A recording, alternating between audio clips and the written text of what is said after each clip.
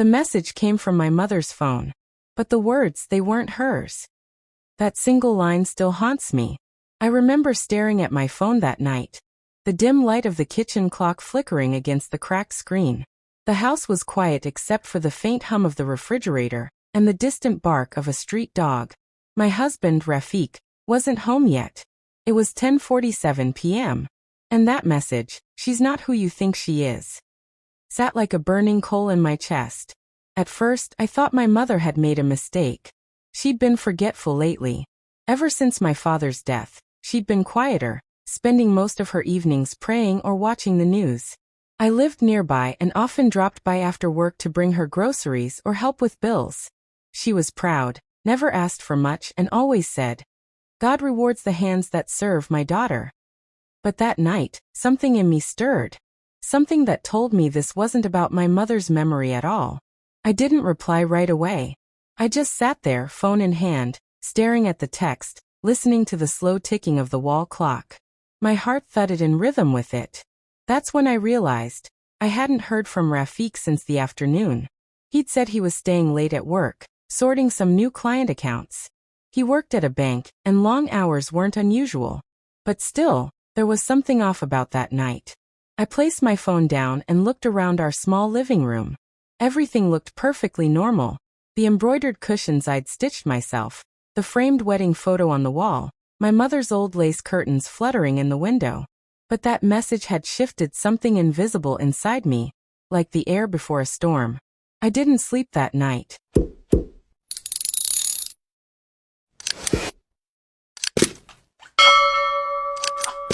The next morning, I went about my routine as usual, or at least I tried to. I brewed tea, packed Rafik's lunch, ironed his shirt. But my mind was replaying that single sentence over and over. When he came out of the bedroom, his hair still damp from the shower, he looked calm, cheerful even. He kissed my forehead lightly and asked, "Breakfast ready?" I nodded. Almost. He sat down at the table, scrolling on his phone. He didn't notice how I watched him. The slight curve of his mouth as he smiled at something on his screen. The way he tilted it away when I walked past. "Who are you texting?"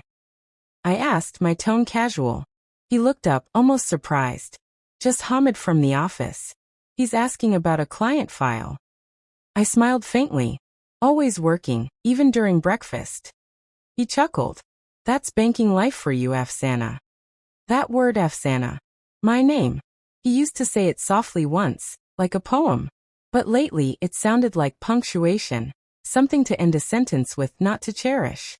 When he left for work, I sat at the table long after the sound of his motorcycle faded. I opened my mother's message again. I wanted to call her immediately, but a strange hesitation gripped me. What if she hadn't sent it? What if someone else had her phone? By afternoon, I drove over to her house. The old gate creaked like it always did, and the jasmine vines along the wall filled the air with their sweet, dizzying scent.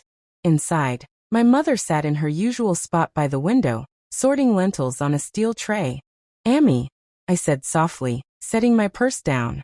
She looked up, smiling faintly. "Ah, my busy girl finally remembers her old mother." I smiled, but there was a weight behind it. "Amy, did you message me last night?" She frowned. "Message? No, beta. Why?" I showed her my phone. The message still sat there. "She's not who you think she is." Her brow furrowed.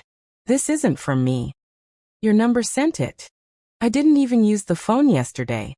It was charging in the kitchen." We both went quiet. I could feel the faint tremor in my fingertips as I held the phone tighter. "Maybe someone used your phone accidentally?" I said, though the words didn't sound convincing even to myself. She shrugged, uneasy. "Maybe. You know those neighborhood kids sometimes." But I stopped listening halfway, because in that moment I noticed something else, her expression. My mother had always been transparent. You could read every emotion in her eyes. But now something flickered there, a flicker of fear? Or was it guilt?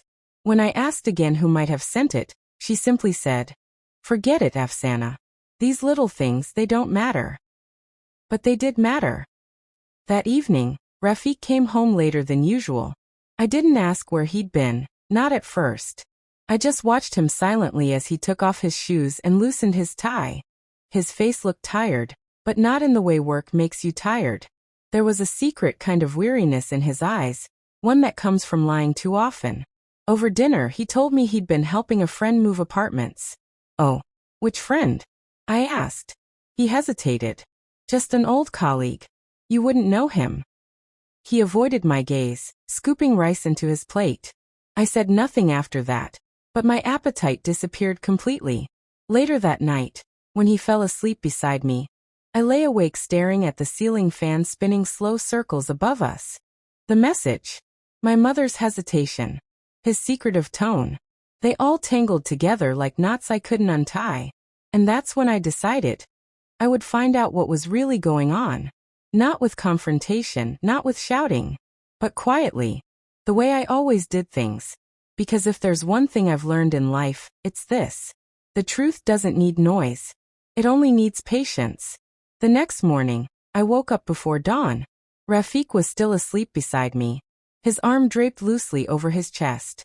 I watched him for a moment. The same man I had fallen in love with 10 years ago.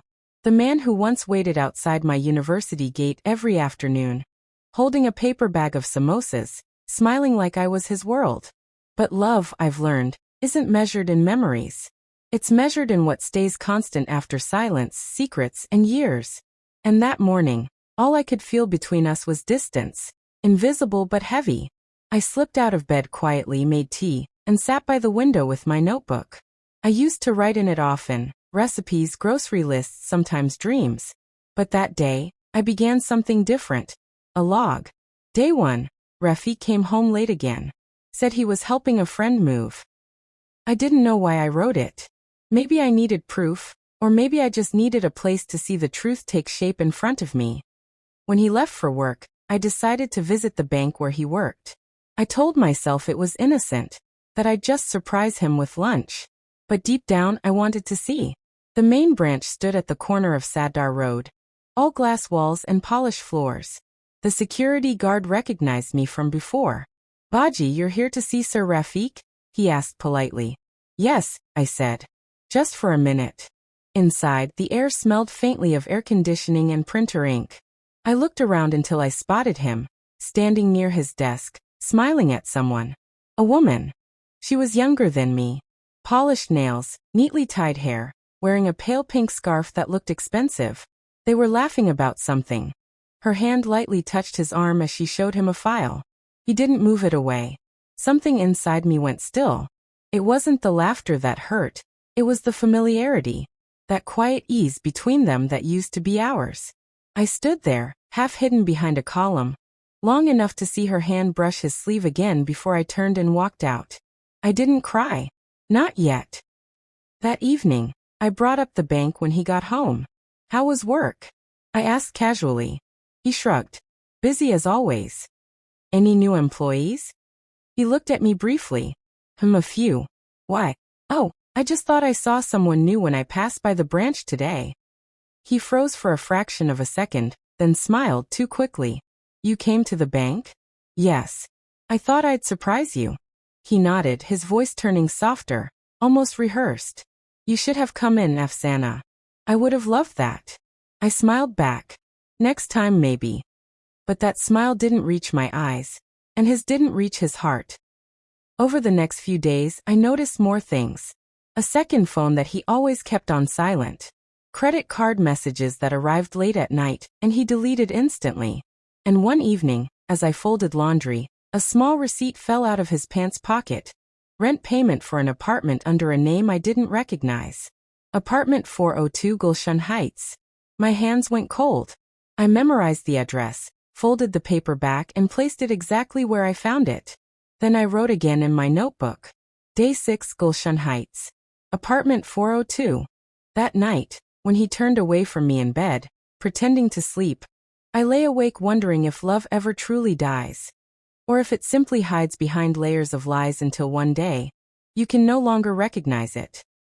2 days later, I visited the address. I told my mother I was running errands. Gulshan Heights was a quiet building in an upscale part of the city, too expensive for us. The kind of place where people lived behind tinted windows and tight smiles. I stood across the street, pretending to scroll on my phone. After 10 minutes, I saw her, the same woman from the bank. She stepped out of a black car, carrying groceries, humming softly to herself. She used her key to open the main door. I don't know how long I stood there, frozen. But I knew then that this wasn't imagination. It was truth. That night, I didn't confront him. Instead, I began looking through our papers at home, old files, documents, anything that could explain how he was affording a second apartment. That's when I found it, a second bank account in his name. Opened almost 3 years ago. It wasn't one of his official ones. This was a private account, separate from his salary. And every month, without fail, large transfers came in and went out. Regular deposits of interest payments, and withdrawals marked maintenance. Maintenance. My hands shook as I flipped through the statements. He had been paying rent from this account. The same account that no one, not even I, knew existed. The next morning, I checked our joint account. The balance was low, barely enough for groceries and bills. And yet, he'd been maintaining a second life elsewhere, one paid for by hidden money and quiet deception. I sat on the floor, surrounded by paper, and felt my chest tighten.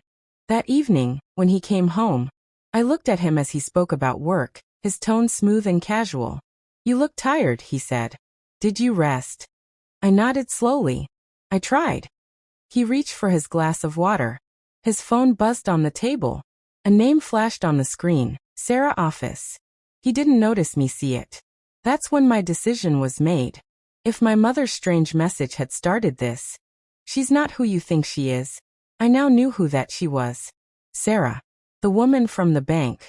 The woman living in Gulshan Heights, apartment 402. But what I didn't yet know was why my mother's number had sent that warning. And that, I was about to find out next. The night after discovering the account, I couldn't sleep.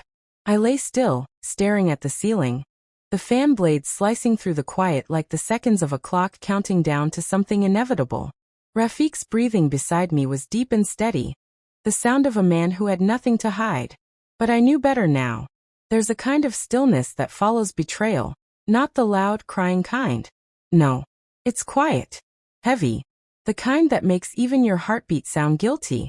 When morning came, I got up early, washed my face, and looked at myself in the mirror. My reflection felt foreign. Tired eyes, tight jaw, the faint tremor in my hand as I held the comb. I didn't recognize that woman anymore. So I made a choice. If Rafiq could live 2 lives, then so could I, one for him, and one for the truth.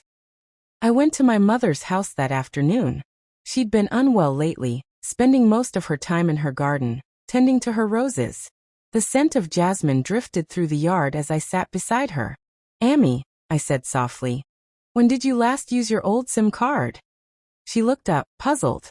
"My old number? The one you used to call me on before I changed it." "Yes," I said.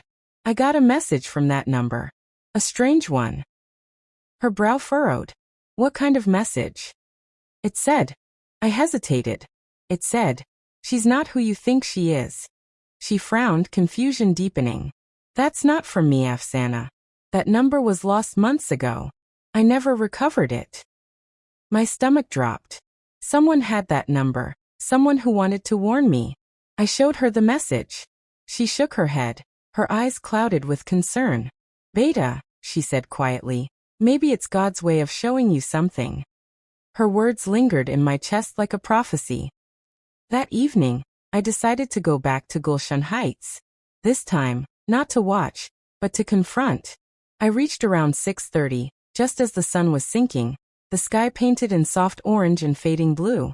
I parked across the street again, my palms sweating against the steering wheel.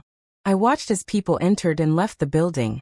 A security guard, a delivery man, a woman walking her dog.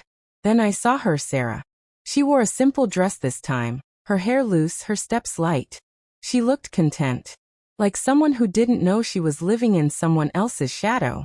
I stepped out of the car and followed her, heart pounding. When she reached the door, I called out, "Excuse me." She turned, startled. Her eyes were kind but wary. "Yes. Are you Sarah?" "Yes," she said slowly. "Do I know you?" I hesitated. Every word felt like walking barefoot on glass. I'm Rafiq's wife. For a moment she didn't move. Her face drained of color, lips parting in shock. Then she whispered, I think you should come inside. Her apartment was small but elegant. Scented candles, soft lighting, clean white curtains. I noticed details immediately. A framed photo of Rafiq on the shelf, a sweater I recognized draped over the armchair. Please sit, she said quietly. I think I owe you an explanation. I didn't sit. How long has this been going on? She didn't answer right away. She just stared at her hands, twisting a ring nervously. For years, she finally whispered. My breath caught. For years? He's been seeing you for 4 years. She nodded slowly. But it wasn't supposed to be like this. What was it supposed to be, Sarah? My voice broke, half anger, half disbelief. You're living in an apartment he pays for with money he hides from me. Tell me, how was it supposed to be? She looked up, tears glinting in her eyes. He told me you two were separated, that you stayed together for appearances. He said he was trying to leave but he couldn't because of your mother. My jaw tightened. My mother? What does she have to do with any of this? Sarah's face softened. He said your mother was sick, that she depended on him. He didn't want to hurt her. For a second, I almost laughed. The irony was cruel. My mother, who had lost her husband young and raised us with dignity, now unknowingly being used as an excuse for her son-in-law's affair. But then Sarah said something that changed everything. She glanced at her phone and muttered, almost to herself. He said your mother texted me once. From her number. I froze. What did you just say? She looked at me surprised. Yes. I got a message months ago, from your mother's number. It said, you'll regret this. I felt the room tilt slightly. My mother never sent that. Sarah frowned. Then who did? I left soon after. I didn't trust myself to stay. I drove home with the windows rolled down, the night air cold against my face. My mind replayed every moment. The bank, the apartment, my mother's old number. Whoever had that number was pulling the strings. Someone who knew enough to send warnings to both of us. When I reached home, Rafiq was watching TV, pretending life was normal. I stood in the doorway, watching him, feeling like I was looking at a stranger. Where were you? He asked, eyes still on the screen. At the market, I said quietly. Bought some truth for dinner. He frowned, confused, but I didn't elaborate. Not yet. That night, after he fell asleep, I scrolled through his second phone, the one he thought I didn't know about. I'd found it earlier that day hidden in the glove compartment of his car. Inside there were dozens of messages. Some from Sarah. Some from unknown numbers. And then one that made my blood run cold. From unknown. Message. You can't lie forever, Rafiq. She'll find out soon. Could it be my mother? No, she'd never write something like that. But then who was using her number? I didn't know it yet, but that message would be the first thread in a web much larger than I imagined. A web of deceit that didn't just involve my husband, but my own family too. The next morning, I couldn't look at Rafiq the same way. He moved around the kitchen like it was any other day, buttering toast, humming to himself, reading messages on his phone. That same phone that hid a second life. I stirred my tea in silence, the spoon clinking softly against the cup. Did you sleep okay? He asked without looking up. I did. I lied. You. Like a rock, he said, grinning faintly. You worry too much, Afsana. You need to relax more. Relax. If only he knew how much strength it took to sit across from him without screaming. When he left for work, I sat on the sofa and opened my notebook. The same one I used to keep grocery lists and family budgets. But that morning, I started something new. My truth log. Page 1. Hidden bank account. Monthly transfers to Gulshan Heights. Page 2. Sarah, Mistress, claims Rafiq said we were separated. Page 3. Text from Ami's number. She's not who you think she is. Page 4. Message signed M. From unknown number. I needed order. Something to hold on to when everything else was slipping away. Then something occurred to me. That M could stand for Meher. Meher was Rafiq's late mother. She had passed 5 years ago. But I remembered how close she had been to my mother once, until they stopped talking. Altogether, the silence between them had always felt heavier than words. Could it be connected? I decided to dig. That afternoon, I went through my mother's old things, the storage trunk in her bedroom, where she kept letters, photographs, and tiny keepsakes from years past. The smell of rosewater and old paper filled the air as I sifted through the contents. I found a photo of Rafiq's family at his wedding, his mother Meher standing beside him, smiling proudly. Behind her my mother, younger, softer, but with eyes that seemed already burdened by something unspoken. I turned the photo over. In faint ink were written the words, "Forgive what was never told." It sent a chill through me. Was it my mother's handwriting? Or Meher's? And what exactly had never been told? Later that day, I called my brother Cameron. He had always been my anchor. Calm, logical, the one who fixed things. But lately he'd been distant, always busy, avoiding my calls. When he finally answered, his tone was guarded. "Afsana, I'm in a meeting. Can we talk later?" "It's important," I said quickly. "It's about Rafiq and Ami's number." There was silence on the line. Then he sighed. "You shouldn't dig into this." "Why not?" I snapped. "She's gone, Cameron. If there's something I need to know, tell me." "Afsana," his voice softened. "Not everything she kept from us was meant to hurt us." That line hit hard. "So you do know something?" He hesitated. "Leave it alone. Please." And then the line went dead. That night, I drove to his house. He wasn't expecting me, but I didn't care. The porch light was off, and the air smelled like rain. I knocked until the door opened. Cameron stood there, tie loosened, eyes tired. "I told you not to come," he said. "Then you shouldn't have made me curious," I replied. He sighed, stepped aside, and let me in. His living room was dimly lit, quiet, too quiet. "Cameron," I said, "what's going on? Why would someone text me from Ami's old number? Why would Rafiq's mistress say she got a message from the same number?" He rubbed his temples. "Because someone reactivated it, Afsana." My chest tightened. "Who?" He looked up slowly. "Alina." I blinked. "Alina? Your wife?" "Yes." "Why would Alina have Ami's number?" He exhaled. "Because that SIM originally belonged to her." For a second, I didn't understand. "She gave that number to Ami years ago," he explained. "Before we married, she used it for work. When she got a new number, she passed it to Ami. But recently, after Ami died, Alina tried to recover it. She said she wanted to keep it active. You know, sentimentally." I stared at him. "Sentimentally? Cameron, that number sent me a warning." He frowned. "A warning?" "Yes," it said. "She's not who you think she is." His face paled. "You're sure? Positive?" He sat back slowly, his expression shifting from confusion to something darker. "Then it wasn't Alina who sent it." I swallowed. "Then who did?" He shook his head. "I don't know. But if that message came from that SIM, someone close to her must have used it." My hands trembled slightly as I gripped my cup of water. "Cameron, there's something else. Rafiq's been paying for an apartment. A woman named Sarah lives there. He told her we were separated." Cameron froze. "You're sure?" I confronted her myself. He closed his eyes. "Afsana, you need to be careful. This isn't just about an affair." "What do you mean?" "There are things Rafiq's family never told us, about his mother, about a trust fund, about people who were supposed to inherit." I frowned. "What does that have to do with Sarah?" He hesitated. "Everything." I left his house more confused than ever. The rain had started, steady and cold, soaking the streets. As I drove home, the city lights blurred through the windshield, and a thought kept echoing in my mind. "She's not who you think she is." Was that about Sarah? Alina?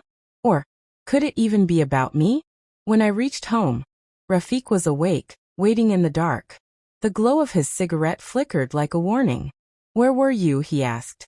"With my brother," I said calmly. "He says there's more to your story." He didn't flinch. "You shouldn't believe everything you hear." "And what about what I see?" I asked, stepping closer. "Your bank account." Your apartment. Your lies. He looked up then, eyes hard but tired. You think you know everything, Afsana, but you don't. You never did. The way he said it, not angry, not defensive, but almost sad, sent a shiver down my spine. What does that mean? I whispered. He stubbed out his cigarette, stood and said quietly, it means you're not the only one living in a lie. That night, I couldn't sleep. His words echoed in my mind. Maybe this wasn't just about infidelity. Maybe it was about something buried long before I ever married him. And I was about to dig it up. The night Rafiq told me, you're not the only one living in a lie, something inside me shifted. I stopped seeing him as my husband. I started seeing him as a stranger. One holding secrets that ran deeper than betrayal. He slept soundly beside me that night, while I stared at the ceiling, the words replaying in my mind like an unanswered riddle. If I wasn't the only one living in a lie, what lie was I living in? The next morning, I went back to the apartment building, Gulshan Heights. The guard at the gate recognized me. Madam, you again? Yes, I said softly. I need to see Sarah. Just one last time. He hesitated, then nodded. Flat 7B. I took the elevator up, my heart pounding in my ears. The doors opened with a soft chime, and there she was, standing in the doorway before I could even knock. She looked tired this time. The same beautiful woman, but her eyes were swollen, red-rimmed. You shouldn't have come, she said quietly. Then tell me why I keep finding pieces of my husband in your life, I said, stepping inside. Her apartment smelled faintly of jasmine. The same scent Rafiq always said reminded him of his childhood home. The same scent I used to wear once. She closed the door. You think I planned this? I don't know what to think anymore. Sarah sighed and sat down. He told me you were separated. He said you had someone else. That he was trying to move on. I felt the sting of anger again, but beneath it, something colder. Pity. Why are you telling me this now? I asked. Because, she said, voice trembling. Someone warned me too. That caught me off guard. Warned you? Yes, she whispered. From a number I didn't recognize. They said, leave him before you disappear like the last one. I froze. The last one? She nodded. I thought it was just someone trying to scare me. But then, someone broke into my apartment last week. They didn't take anything, just left a photo on the table. She opened her drawer and handed me a small, creased photograph. My heart stopped. It was me. A photo of me standing outside my own house, taken from a distance, like I was being watched. Where did you get this? I whispered. She looked terrified. It was just there, waiting for me when I came home. I felt dizzy. I had to sit down. Something much darker was happening, and somehow, Sarah and I were both tangled in it. Do you still have that message? I asked. She nodded, unlocked her phone, and handed it to me. I looked at the number, my mother's old number. The same one that had texted me. My fingers went cold. Whoever's using that number. I whispered. They're watching both of us. That night I couldn't eat. Couldn't think. I sat in the dark, holding that photograph, trying to connect the dots that refused to fit. Was Rafiq behind the messages? Was someone trying to set him up? Or, was I being pulled into something that started long before me? Around midnight, my phone buzzed. Unknown number. Stop digging, Afsana. You're opening graves that should stay closed. I froze. Same number. My mother's number. I stared at the message until the screen dimmed. Then I called Cameron. He didn't pick up. The next morning, I drove to the old family house. The one where Rafiq's mother, Meher, used to live. It had been empty for years, but the caretaker still kept it clean. As I walked through the quiet halls, a strange nostalgia washed over me. There were framed photos on the walls. Rafiq as a child, his parents, old relatives I'd never met. One photo caught my eye, Meher holding a little boy. But the boy wasn't Rafiq. He looked younger, maybe 3 or 4. The handwriting below the frame read, Usman 1992. Usman. I had never heard that name before. Caretaker uncle, I called out. Who's this boy? He looked startled, then lowered his voice. You shouldn't ask that, madam. Why not? He hesitated. Because he died. Long ago. And Madame Meher never recovered from it. My stomach dropped. He was her son? Yes, he nodded. Her first son. I stared at the photo again, my pulse quickening. If Meher had a son before Rafiq, why had I never heard of him? And why had no one in the family ever mentioned his name? That night, I went through Rafiq's old documents, university certificates, property papers, anything that might connect him to this hidden brother. And buried inside one of his folders, I found it. A birth certificate. Not Rafiq's. Usman Meheruddin. Father's name, Khalid Meheruddin. Mother's name, Meher Khalid. Date of birth, 1992. But here's what made my blood run cold. In the corner, handwritten, barely visible under a pen mark, were the words, adopted, transferred custody 1995. Transferred to whom? Below that line, I could barely make out a faint stamp. Guardian, Mrs. Shabana Rahim. My mother. I dropped the paper. The room spun around me. Was my mother the guardian of Rafiq's brother? Was that what she and Meher had kept secret all these years? And if so, what happened to that little boy? Just then Rafiq entered the room. He looked at the papers scattered across the table, then at me. His expression didn't change. No surprise, no fear, just exhaustion. So, he said quietly, you found him. I turned to him, my voice trembling. Found who, Rafiq? He took a deep breath. My brother. Usman. He nodded. The one your mother raised. I felt like the ground had disappeared under my feet. My mother raised your brother? Yes, he said, voice low.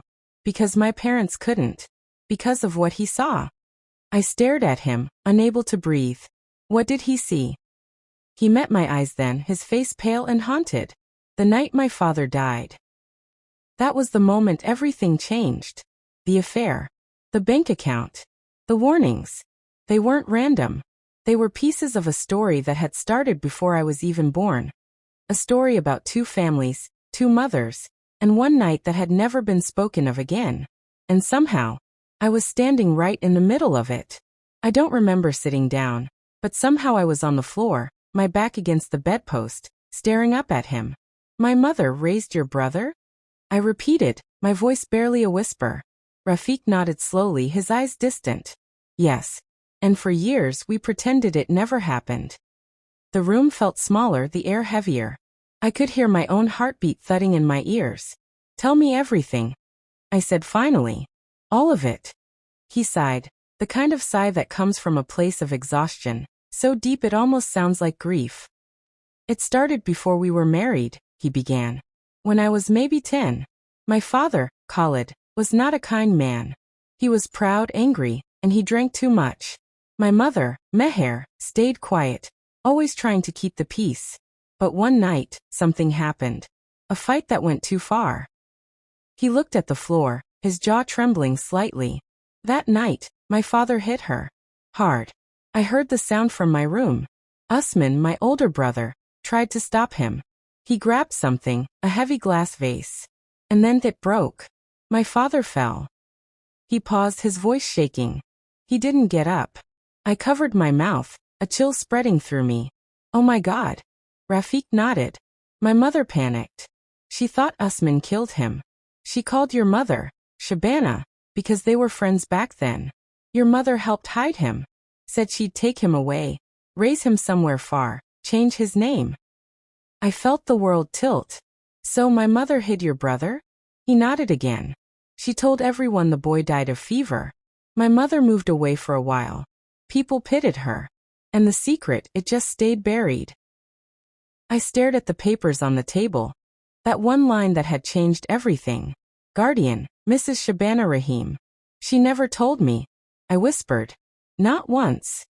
She couldn't, Rafiq said softly. If anyone found out, she could have gone to jail for helping cover it up. My mother made her promise, never to tell a soul. And what about you? I asked. When did you find out? He gave a tired smile. When we got married. Meher told me, the night before our wedding. She said, you're marrying into the family that saved ours. Don't ever forget that. I felt my stomach twist. That's why she always treated me like a debt she was owed, I murmured. Like I was something she had to tolerate. Rafik nodded, eyes glistening. She never forgave your mother for taking him. Said she stole her son. I felt a tear roll down my cheek before I could stop it.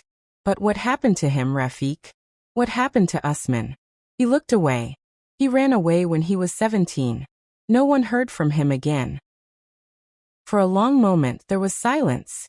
Only the hum of the ceiling fan filled the space between us. And then I remembered the message. She's not who you think she is. Stop digging, Afsana. The handwriting on the photo. The shadow following me. Rafik, I said slowly. What if he's not dead? He turned sharply, eyes narrowing. What do you mean? What if Usman never disappeared? I whispered. What if he's the one sending the messages? Watching us? He stared at me for a moment, then laughed, a bitter, broken sound. Afsana, don't start with ghosts.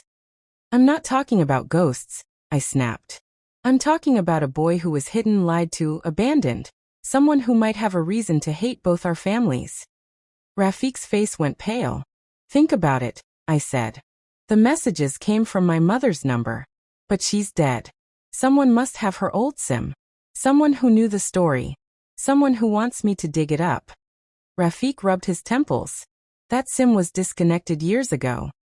Then how is it texting me? He didn't have an answer. Instead, he went quiet. The kind of quiet that tells you he knows more than he's saying. Finally, I stood up. I'm going to the police. He looked up sharply. No. Don't. Why not? Because the moment they dig into this, they'll reopen my father's case. My brother's name will come out. Your mother's too. Everything will fall apart, Afsana. I shook my head. It's already falling apart. That night, I drove out to the edge of the city, where the old public archives were kept.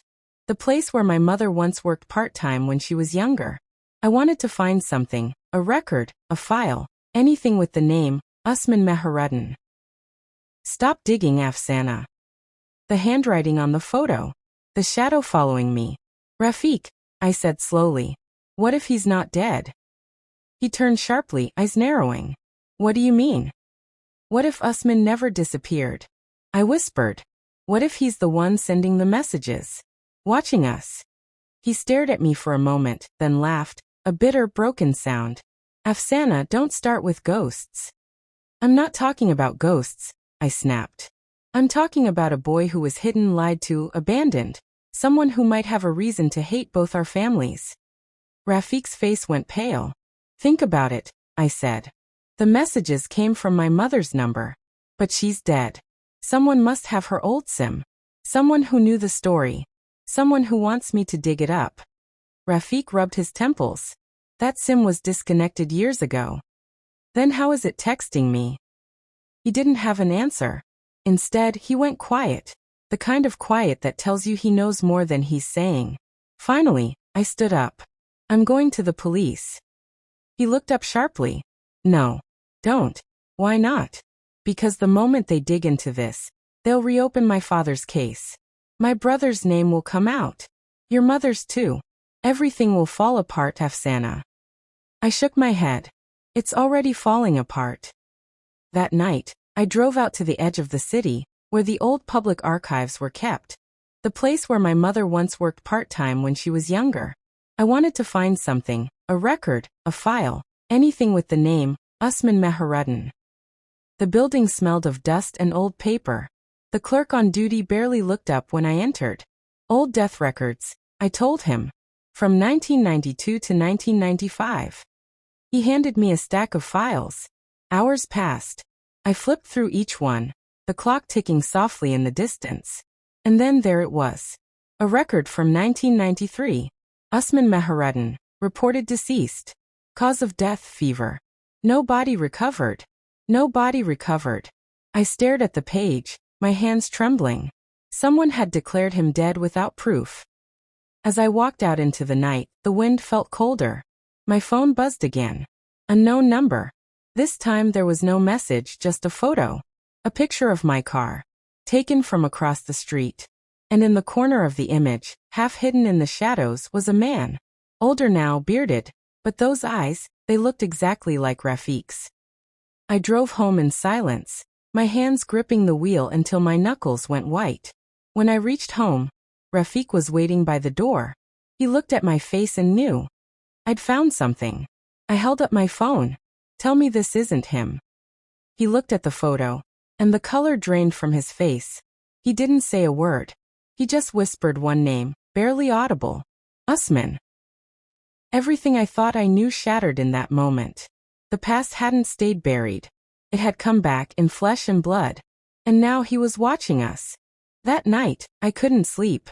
Every creak in the house felt like a whisper from the past. Every shadow in the hallway seemed to move when I wasn't looking. Rafiq sat on the couch, elbows on his knees, staring at nothing. The TV flickered silently in front of him, light dancing across his face. He's alive, isn't he? I said softly. He didn't answer. Rafiq. I repeated, voice trembling. Your brother. He's alive. He looked up at me, eyes red, tired, full of something I'd never seen before. Guilt. Yes, he said finally. He's alive. The words sank into me like stones falling into deep water. He rubbed his face with both hands and leaned back. He came to me 2 years ago. Out of nowhere. I was at the office. He just walked in. Older, quiet, said he'd come to make peace. Peace. I whispered. Rafiq nodded. He said he'd forgiven me for staying silent, for living the good life while he ran from the past. He even thanked me for not telling anyone. He paused. I thought he meant it. I didn't know. Didn't know what? That he'd been watching me, following me, for years. I felt cold. Why would he? Because, Rafiq said, his voice breaking, he thought I betrayed him. He thought I took everything that should have been his, the inheritance, the house, even you. Me. He said you were the reward our families built from his pain. He said I was married to the daughter of the woman who ruined his life. I could feel my heartbeat in my throat. So what did he do? Rafiq's silence told me everything. I started getting messages, he said finally. Before you did. Months ago. Pictures of our house. Screenshots from my emails. Then one night a message that said, I know about the second account. I froze. The bank account. He nodded slowly. He knew. He'd hacked into it. I thought it was just money, just some secret he'd found. But then, his voice cracked. Then he sent me photos of a woman in an apartment. Said it was mine, that I'd been paying her rent with that account. I stared at him. So it wasn't true? He looked down at the floor. At first, no. But then it became true. For a moment, I couldn't breathe. You mean? Yes. His voice was small. He found a woman. Paid her to meet me, to make me fall for her. Said she was just a friend. I don't know how he did it, but she knew everything about me, my habits, my childhood, even what kind of tea I liked. I thought it was fate. But it was him. It was Usman. He looked up at me, eyes wet. And when I found out who she was, when she told me her real name, it was too late. My lips trembled. Who was she? He hesitated. Her name wasn't Alina. It was Farah. I stared at him, my mind spinning. Alina wasn't even real. She was working for him. At first for money, then out of fear. He threatened her family. She told me the truth a week before she disappeared. Said she couldn't do it anymore. Said she wanted to leave the city. And then, she vanished, he whispered. I pressed my palms to my face, trying to hold everything in, the shock, the pain, the betrayal on betrayal. So your brother set all this up, I said. He used her to destroy you. And when she broke free, he made it look like she disappeared on her own. Rafiq nodded. He wanted to hurt me the same way he'd been hurt. To make me lose everything I loved. I sank into the armchair across from him. The room felt heavy, thick with truth. What about the messages from my mother's phone? That I don't know. I asked quietly. Alina, Farah, gave him access before she disappeared. Maybe he found her phone. Suddenly, there was a knock at the door. A slow, deliberate knock. Rafiq stood up, but I stopped him. Wait. The knocking came again, 3 times, calm and steady. I looked through the peephole. A man stood outside. tall and still, wearing a gray coat.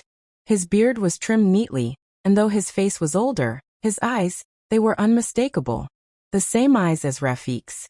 I opened the door just a crack. "Usman," I whispered. He smiled, a quiet, almost gentle smile. "You must be Afsana." Rafiq stepped beside me. "What are you doing here?" he demanded.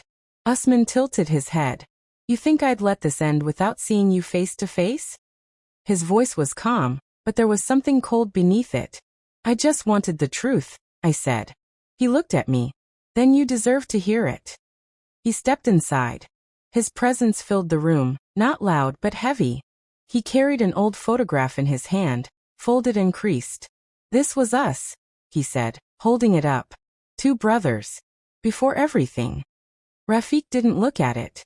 "You should have stayed gone." Usman laughed softly.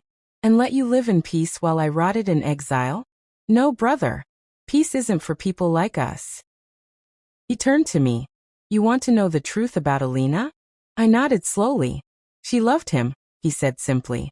"Even when she found out who I was, she still chose him." My breath caught.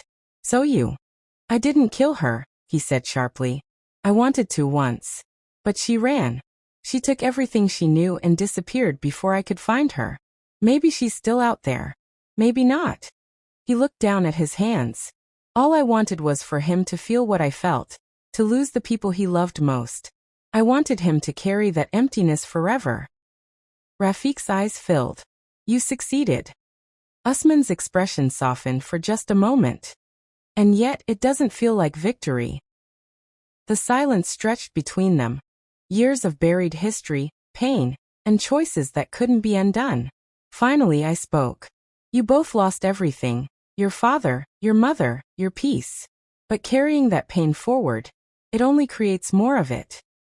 Usman looked at me, and for the first time, I saw something fragile in his eyes. Regret. "I know," he said quietly. "But I didn't come here for forgiveness." He stepped closer to Rafiq. "I came to say goodbye." And before we could respond, he placed the photograph on the table, turned, and walked out into the night. Through the window, I watched him disappear down the street, a shadow swallowed by the dark. For a long time, neither of us moved. Finally, Rafiq whispered, "What do we do now?" I didn't know. But somehow, I knew that this, the truth, the pain, the reckoning, was only the beginning of healing. A week passed before I touched anything in the house. Rafiq spent most of his days silent, wandering from room to room like a man carrying ghosts. Sometimes I'd find him sitting in the kitchen with his mother's old rosary between his fingers, whispering prayers without sound. I tried to keep busy, cleaned the shelves, cooked meals neither of us ate. But no matter what I did, that photograph Usman left on the table stared back at me. Two brothers smiling in a world that no longer existed. Then one afternoon, as I sorted through drawers for old bills, I found something I hadn't seen before. A small brown envelope, tucked inside one of Rafiq's files. On it was written in soft cursive, "For Afsana if I'm gone." My heart stopped. It was Alina's handwriting. For a long time, I just stared at it. Her loops and swirls were gentle, the ink slightly faded, like a voice from far away trying to reach me. When I finally opened it, a folded sheet of paper slid out, along with a silver ring. The same ring Alina used to wear, simple with a small blue stone. I unfolded the letter with trembling hands. "Afsana, if you're reading this, I've done what I had to do. I never wanted to hurt you. Not you of all people. You were the only one who looked at me and saw a person, not a shadow. But by the time I met you, I was already too deep in the lie. Your husband thought I was his escape. I was just his punishment." The words blurred for a moment as my eyes filled. I forced myself to keep reading. "Your brother-in-law, Usman, found me when I was 19. I was working at a hospital under a false name, trying to start fresh. He offered me money, a new life, if I'd help him ruin Rafiq. He said Rafiq had destroyed his family. I didn't believe him, until I saw the documents. Old bank records, transfers, and a letter your mother wrote, begging someone to keep the truth buried." I stopped. A chill ran down my spine. A letter my mother wrote? I kept reading. Your mother wasn't cruel. She was protecting all of you. Years ago, your father and Usman's father were business partners. Something went wrong, money, pride, betrayal, and it ended in tragedy. Usman's family lost everything. Your mother carried that guilt for decades. That's why she kept the families close. That's why she told no one. Tears streamed down my face as I read. I could almost hear my mother's voice, quiet, tired, full of unspoken grief. When I met Rafiq, I thought I could still live a normal life. But when Usman reappeared, I realized I was just another piece in his revenge. He wanted Rafiq to fall in love with a ghost. And I let him. I clutched the letter to my chest, heart aching. But then I met you. You showed me kindness, not suspicion, not judgment. You told me once that forgiveness isn't weakness. I didn't understand then. Now I do. I forgive him. I forgive myself. And I hope, someday, you can forgive me too. The last line was smudged, the ink stained by what looked like a tear. I sat there in silence for a long time, holding that letter, feeling every word pulse through me like a heartbeat. When Rafiq came home that evening, I handed it to him without a word. He read it standing by the window, the evening light falling softly across his face. When he finished, he didn't speak. He just sat down, and for the first time since everything began, he cried. Not the sharp, angry tears of a man betrayed, but the quiet kind. The kind that come when you finally stop running. We buried the photograph and Alina's letter under the old rose bush in our yard. The one my mother planted decades ago. Rafiq placed the ring in the soil and whispered something I couldn't hear. As we stood there, the wind moved gently through the trees, and for a moment, it almost felt like the world was breathing again.